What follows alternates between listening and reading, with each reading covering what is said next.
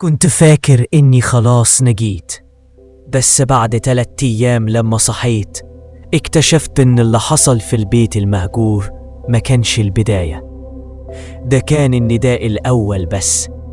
العلامة اللي على دراعي بقت أعمق والكوابيس بقت أوضح، واللي مخوفني أكتر إني لما بصيت في المراية شفت حاجة ورايا، وأنا متأكد إني كنت لوحدي. لو عايز تعرف الحقيقة اسمعني للنهاية، لأن الهروب من أبو رجل مسلوخة يبدأ من هنا. لما فتحت عيني كنت سامع صوت ريح بيعوي بره، وكنت نايم في أوضة شكلها قديم جدا، كأنها طلعت من كتاب أساطير. شايف شمعة بتتهز، وعايز استوعب أنا هنا ليه وإزاي أصلا لسه عايش. ولما حاولت أقوم حسيت بحرقان في دراعي، لقيت رمز محفور في جلدي.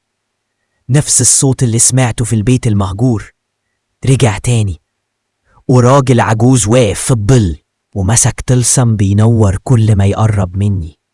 قبل ما اتكلم قال لي هو لسه بيدور عليك. الراجل قعد جنبي وعينه فيها خوف مش طبيعي. قال إنه لقاني واقع قدام باب بيته وجسمي كله كان عليه آثار سحل.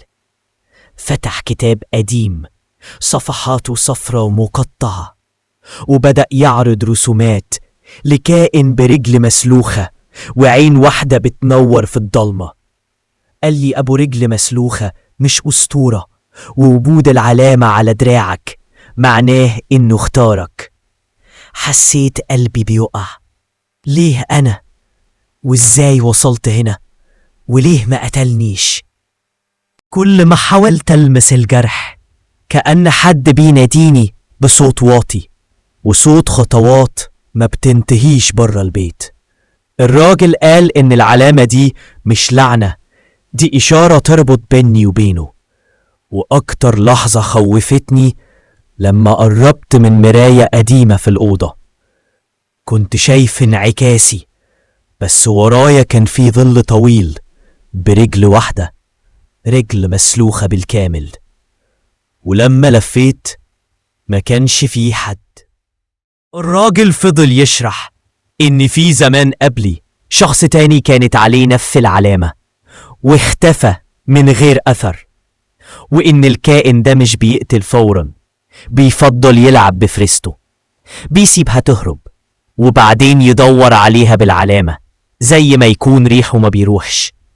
الكتاب فيه خريطة لمكان الأصل، مكان حسب كلامه اتوردت فيه الأسطورة، وقال لي إن الحل الوحيد إننا نروح هناك ونقفل الدائرة قبل ما الكائن يوصل.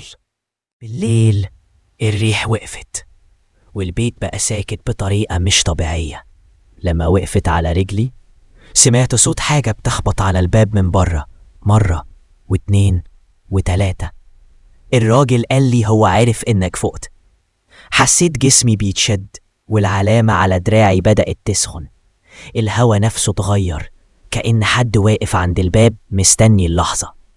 قبل ما الراجل يفتح خريطة الأصل الشمعة فجأة طفت، والظلمة كانت أنضف من إن يكون فيها حد. لكن أنا كنت سامع نفس صوت الجرة، رجل مسلوخة بتتحرك جاية لحد عندي. وهنا بدأت النهاية. كنت فاكر إن الهروب هو الحل، بس أول ما خرجت للضلمة فهمت الحقيقة. أبو رجل مسلوخة ما بيجريش وراك، هو بيستناك. وكل خطوة خدتها بعيد عنه كانت بتقربني أكتر من أصل اللعنة. اللي شفته بعد الهروب خلاني أتمنى أني ما كنتش شفته أصلا. يتبع، انتظرونا.